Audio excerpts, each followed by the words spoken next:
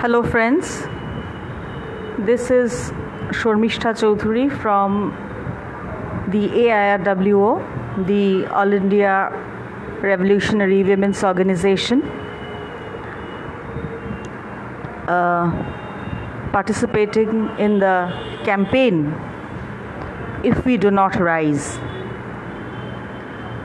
As you know, today marks the third martyrdom anniversary of Gaurilankesh, a fearless journalist who spent years of her life struggling against patriarchy, against caste domination, against every kind of inequality in society, and who was an intrepid voice against all that is wrong and all that is unfair and all that is unjust, an intrepid voice for the oppressed, an intrepid voice for those discriminated against, for those pushed out of the margins of life through violence and discrimination. On this day in 2017, she was shot dead in front of her house by unidentified assailants. It is clear now that these assailants were working at the bidding of the fascist forces that unfortunately rule the country today, the fascist forces which we are trying to fight, which we are trying to erase out of society. 3 years on, the case against her murder can be said to be lukewarm at the best. Charges have not yet been framed, and it seems that the arrest, the punishment of her killers is of no priority. Rather, it is the priority of the fascist forces that rule our country to shield the assailants, to ensure that they go scot-free.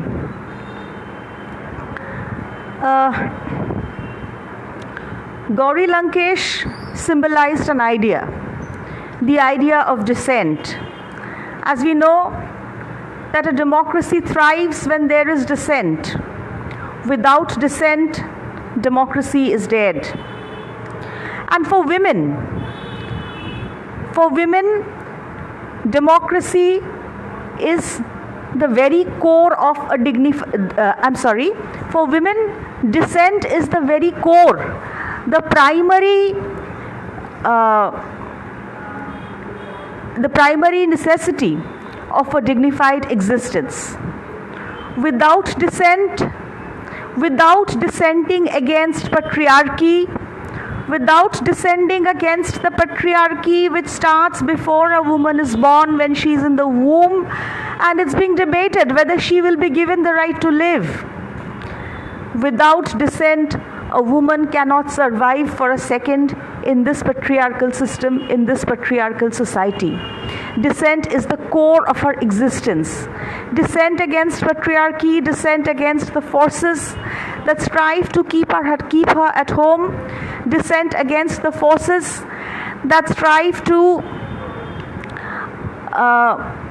proscribe her behavior, set norms for her,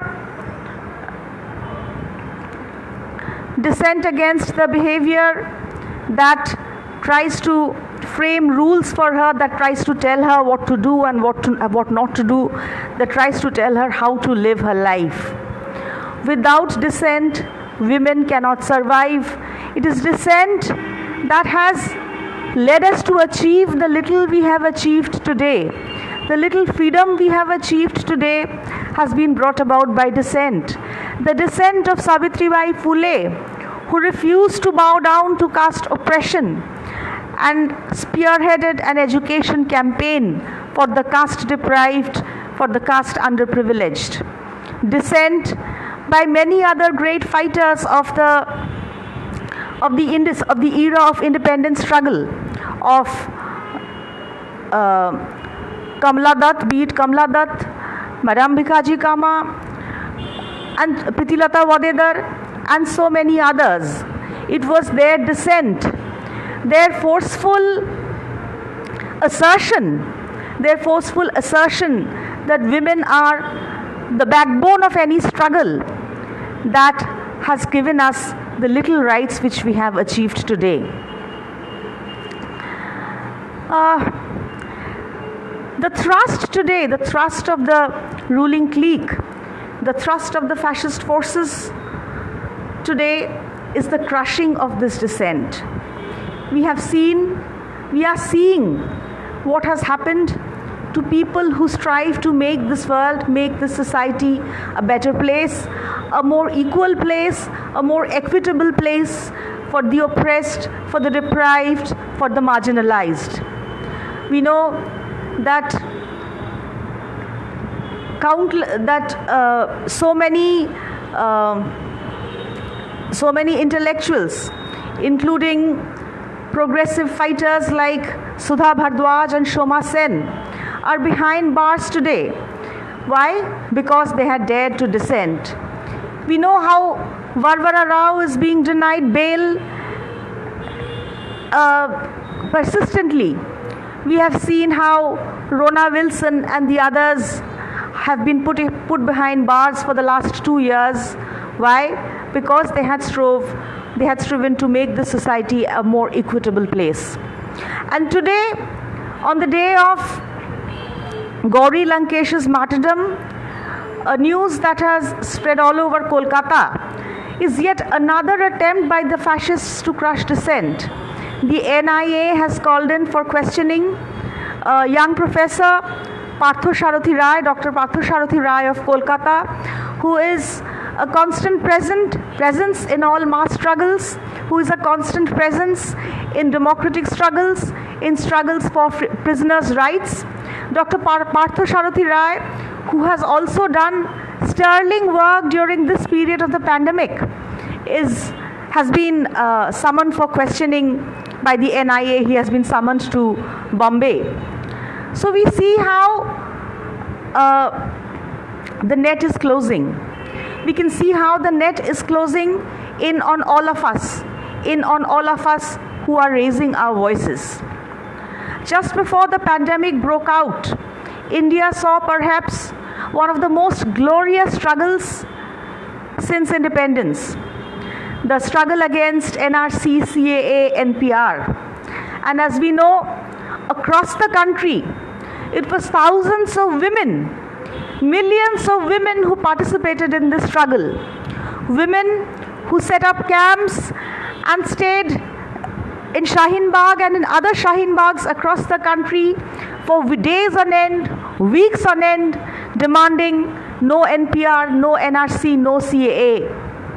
We have seen women at the forefront of this struggle to divide the country on communal lines. We have seen women's assertion in a way which is quite unmatched. We have seen women's assertion come forward in a way quite unprecedented in the recent past. And what do we see immediately after? Immediately after, as the pandemic begins and people are forced to stay at home, the government starts arresting the anti-CAA protesters. While those who set fire to Delhi, those who caused the riot in Delhi that led to so many people losing their lives and property, so many people losing their livelihood, while those who caused those riots have not been touched, they have been allowed to go scot-free, they are being celebrated as heroes by this government. But those who dared to protest against the use of religion as a tool to communalize and divide society, those who tried to protest the stealthy inclusion of religion in our secular constitution, they have found themselves increasingly behind bars. be it Devangana, Kalita, Natasha, Gulfisha. Before them there was Shafura, who had to be released because of the enormous protests that took place all over the country. So many anti-NRC, anti-CAA protesters were thrown into prison. So many of them have cases framed against them. Why? Simply because they dared to protest, simply because they said that we shall not let go of secularism. We shall not let go of the secularism that is enshrined in our constitution. Indeed, we shall take that secularism ahead further. Indeed, we shall take that secularism ahead further, where there will be a complete division, a complete divorce between state and religion. So these people committed to taking secularism up further found themselves in prison, while those who are determined to erase the word secularism, erase the spirit of secularism from the constitution, from the fabric of Indian society, these criminals are ruling the roost. These criminals are the ones who are at the helm of affairs. And what a sorry mess has that proved to be. What a sorry mess that has landed us in.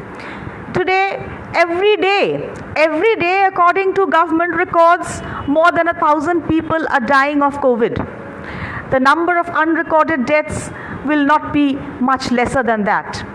Add to it the number of people who are dying because they cannot access treatment because of the arbitrary restrictions imposed.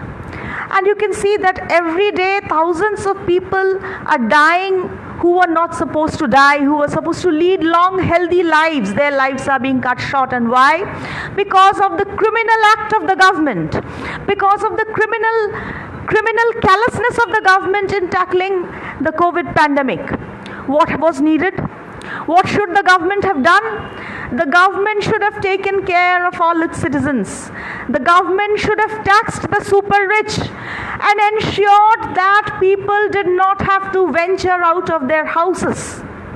The government need not have given the sops to the corporates, which it did.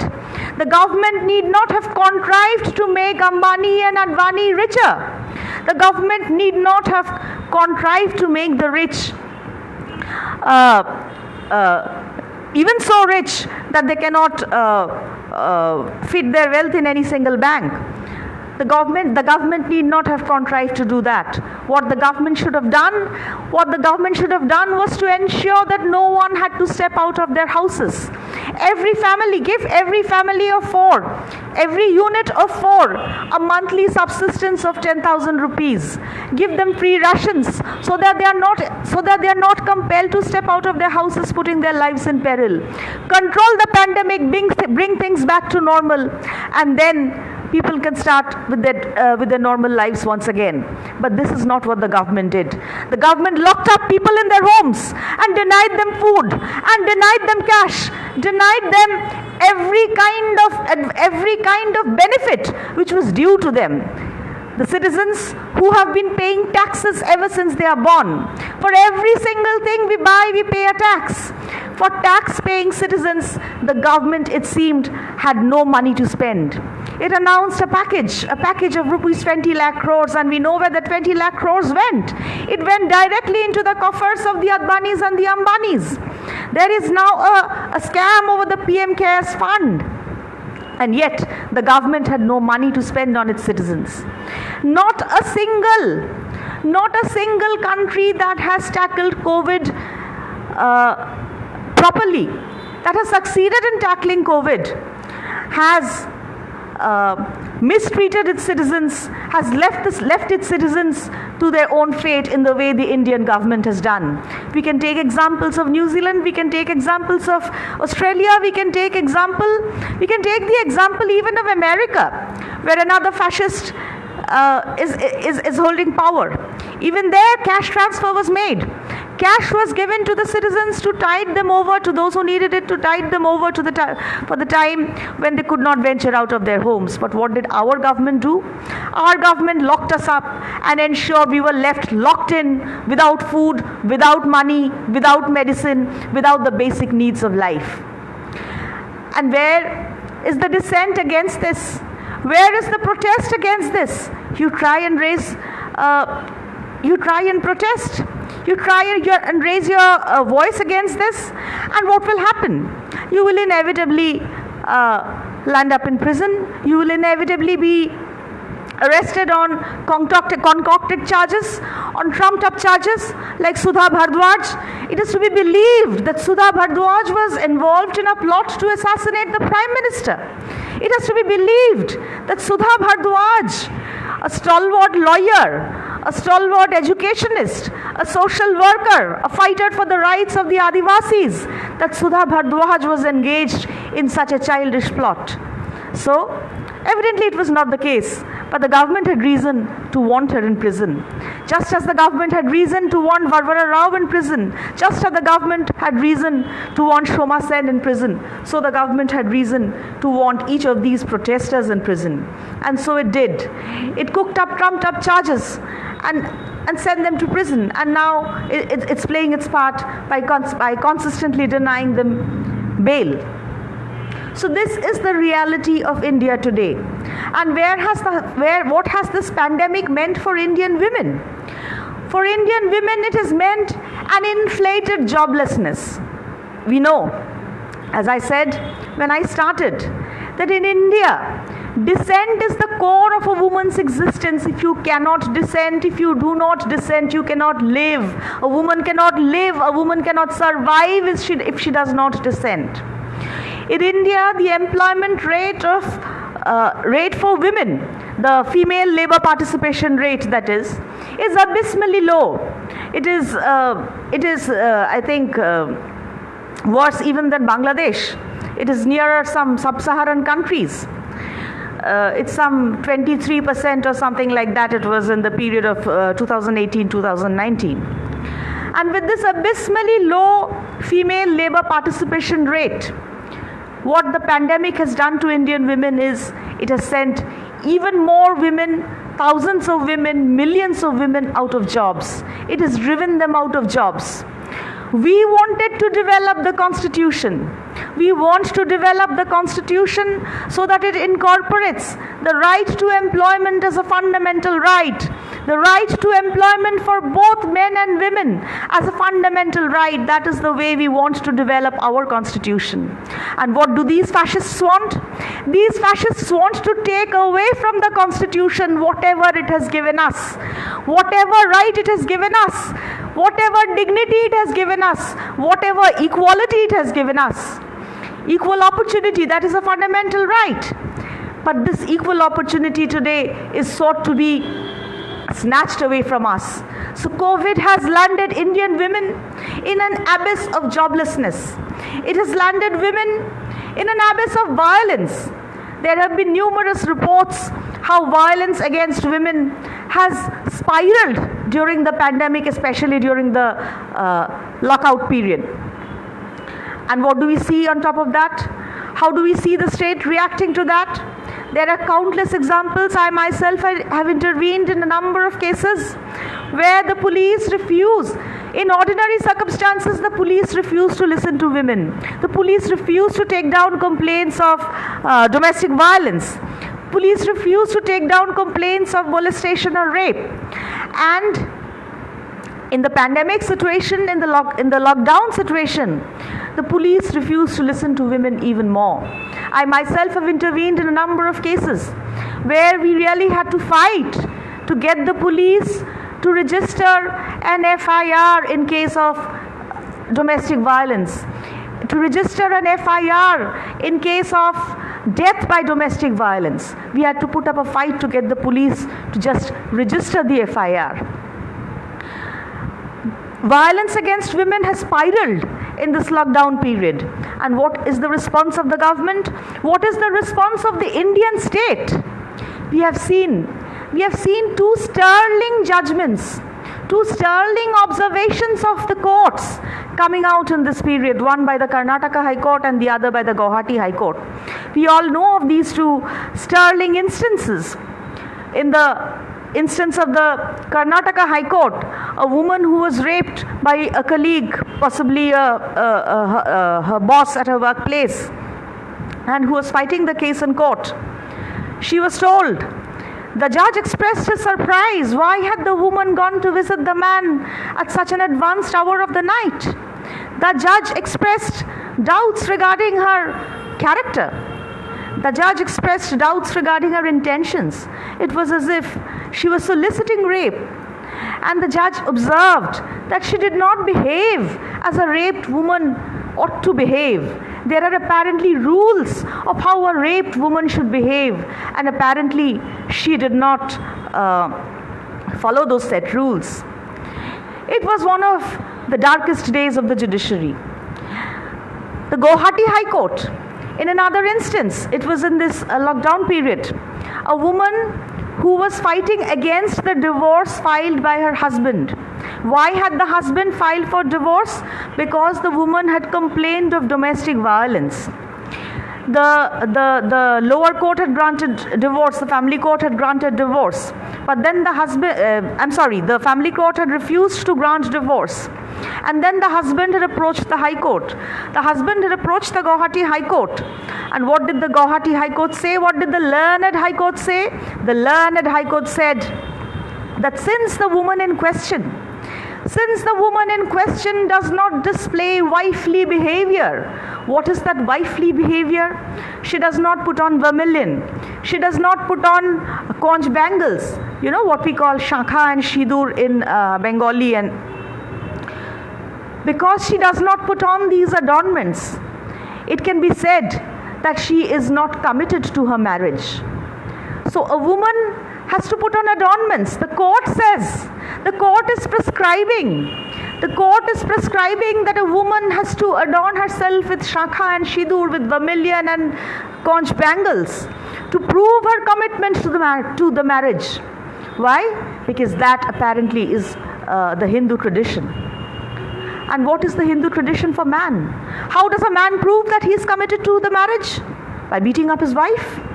By raping her? By having sex with her against her wishes? By making her do his bidding? By curbing her freedom in every conceivable way? That is how a husband proves commitment to the marriage. He proves his commitment to the marriage by asserting that he owns his wife. He is the owner, he is the master of the wife. And the wife proves her commitment by sporting vermilion on her forehead, by sporting conch bangles on her wrists. So thus observed the Honorable Guwahati High Court. In another case in Bihar, we saw how two women's activists, one woman and one trans person, how they were arrested. I think their names were Tanmay and Seema, yeah. So they were arrested. Tanmay and Seema were arrested and kept in prison for close to a month. Their bail appeals were repeatedly rejected. Why? What was their fault? Because they had dared to stand up for a rape survivor, a young rape survivor who found it difficult to face the judge who was obviously berating her, who was obviously making her relive that horrendous experience, who had panicked, who could not speak, who lost courage, who called for her friends, her sathis, to be by her side. And when Tanmay and Seema went to give support to this woman, they were arrested for disrupting the court proceedings. Thus has the Indian state behaved with women in this period. And these are just three examples which made it to the newspapers. These are just three examples which made it to the headlines.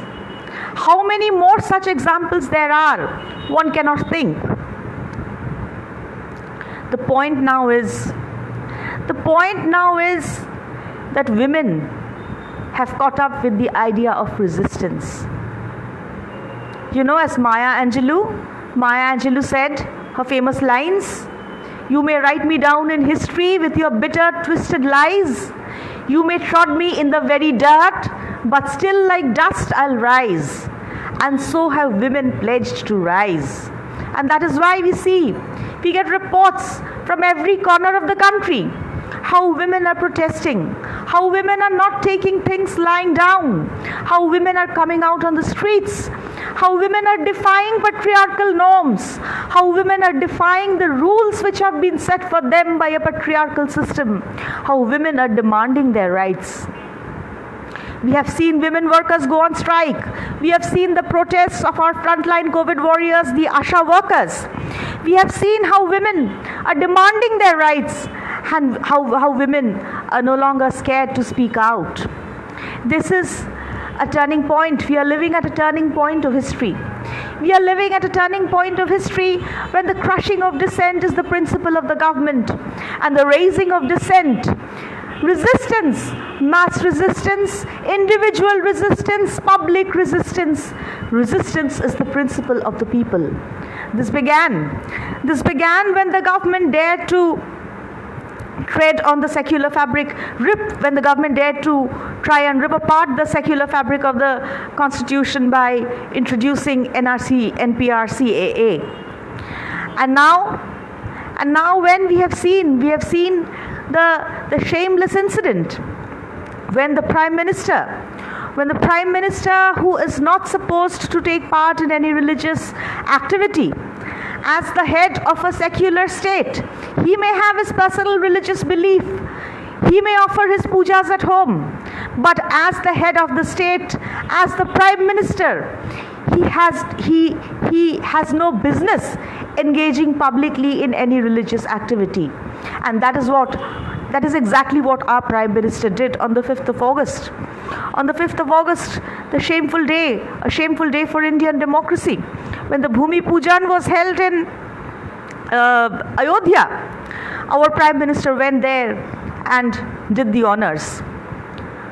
However, it was not his job to do so. It is his job to control this pandemic. It is his job to control the spiraling down of the colliding of the economy. It is the collapsing of the economy. It is his job to control the collapsing of the economy. It is his job to control the pandemic. But this is exactly what he is not doing. Pandemic is an act of God. Thus speaks our minister, thus speaks our finance minister. And the Prime Minister is busy telling us, busy providing us solace that look, so few people are dying. It's only a matter of 1,000 or so every day. 1,000 lives, 1,000 expendable lives. 1,000 expendable lives, 1,000 lives of 1,000 citizens. It does not matter to the Prime Minister. It does not matter to the Prime Minister when 1,000 piles upon 1,000 piles upon 1,000 and speeds towards a lakh. It does not matter to our Prime Minister. It does not bother our Prime Minister that he has blood on his hands. What do we expect of him? He has a living genocide on his hands.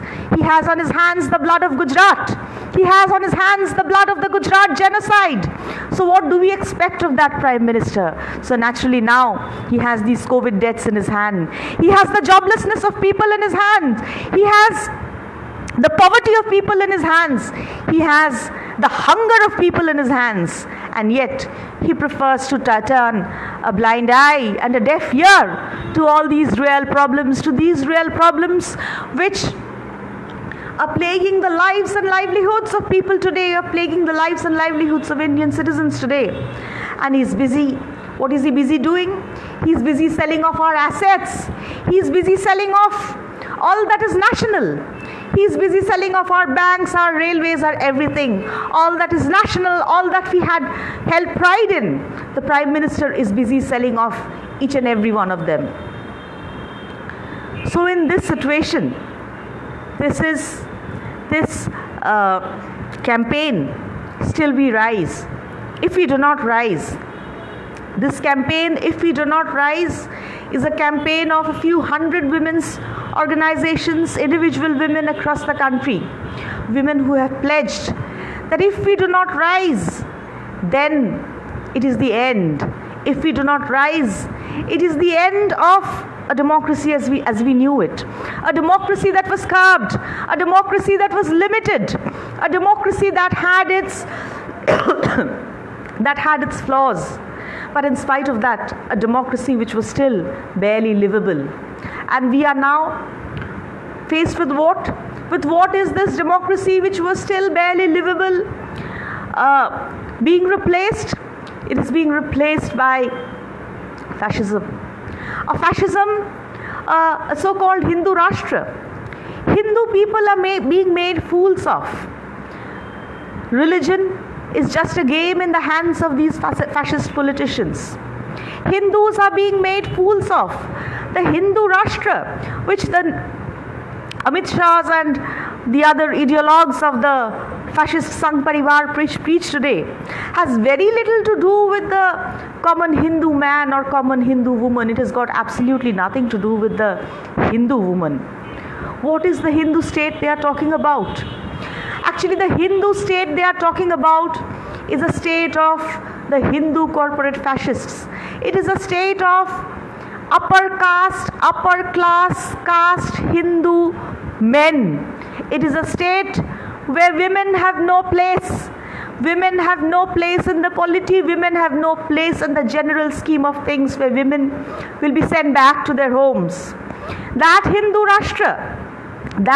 Rashtra which is being touted as something great, something much sought after by the Hindu masses, will mean what? Will mean what for the Hindu masses? It will mean a more entrenched caste division.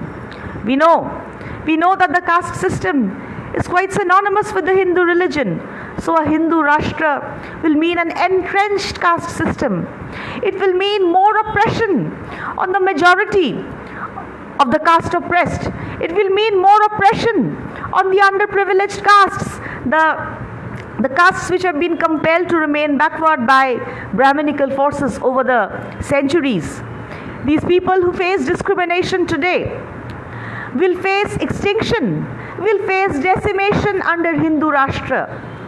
These people who face discrimination, Brahminical discrimination today, Brahminical oppression today, will face decimation under a Hindu Rashtra. And what about upper caste? Are all upper caste safe? Absolutely not. You have to be a corporate. You have to be in the corporate lobby. You have to be a part of the corporate lobby to be really safe, to really have a ground beneath your feet.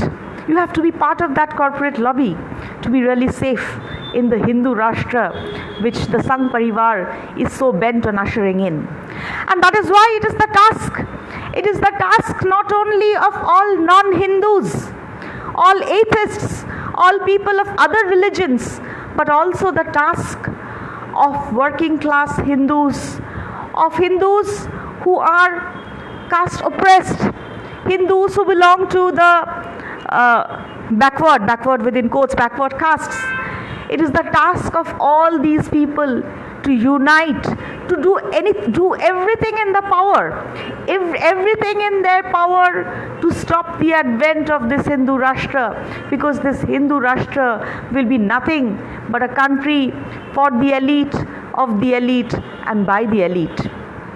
So friends, on this third martyrdom anniversary of Gaurilankesh, let us pledge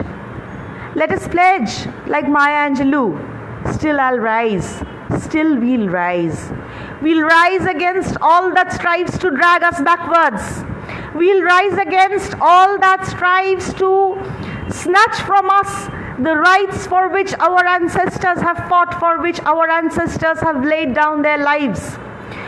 We will strive again, we will resist every attempt to snatch from us the rights, the democracy, the freedoms which we enjoy because of the enormous sacrifices of our ancestors, of our sisters who laid down their lives, of the lives of Pritilata Vadedar. She laid down her life. Why? Because she wanted to see an India where women are pushed back into their homes. Why did Ila Mitro brave that torture? Why? Because she wanted to see women being pushed into their homes. Monikuntala Sen, when she was fighting for the Hindu civil court in parliament, What was she fighting for? What was she thinking about? That 50 years on, Indian women will be pushed back into their homes. Indian women will be driven out of their jobs, where rape will become an everyday reality, violence against women will become an everyday reality, and a Hindu Rashtra will come into being. Is this what they were thinking of? Is this what they laid down their lives for? Is this what Gaurilankesh had fought against? Is this what Gaurilankesh laid down her life for? Certainly not. And so, as part of this campaign, if we do not rise, I appeal to all my sisters. I appeal to all my sisters in this country who are part of this campaign that we really must take it forward. From if we do not rise, we must proceed to we will rise, we are rising. We will proceed to we are rising. A billion women rising. When a billion women rise, where will the fascists go? When a billion women rise, what will the fascists do? What will the fascists do but just to lay down their arms and go quietly back into their nests? So that is our aim. A billion women should rise. A billion women should shout. A billion women should come out on the streets. A billion women should shout. A billion women should pledge never, never to give in. My solidarity, the solidarity of AIW with all our sisters who are in prison. Sudha Bhardwaj, Shoma Sen, Devangana, Natasha, Kalpana Maiti in West Bengal, and many others. Many others. Our solidarity with our brothers who are in jail too. Our solidarity with these prisoners of conscience. Our solidarity with these political prisoners. Let us demand the freedom of all political prisoners.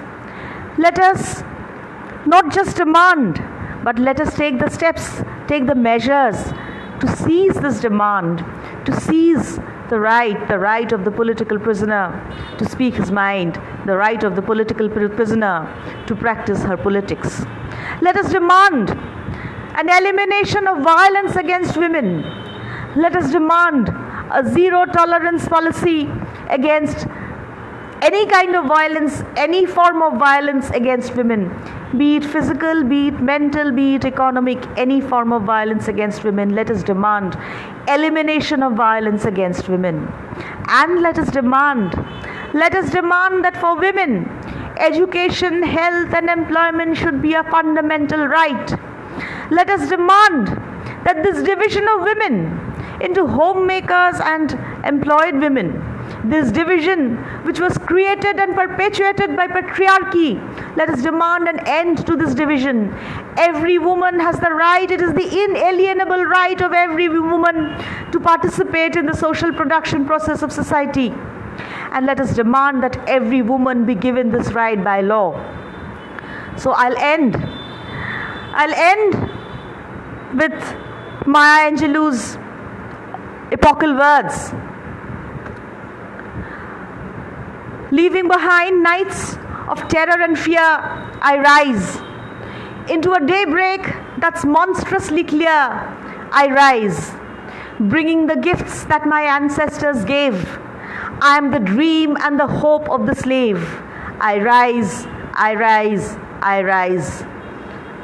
Zindabad to all Sathis, Zindabad to all women and all men who are fighting for an equitable society. Thank you.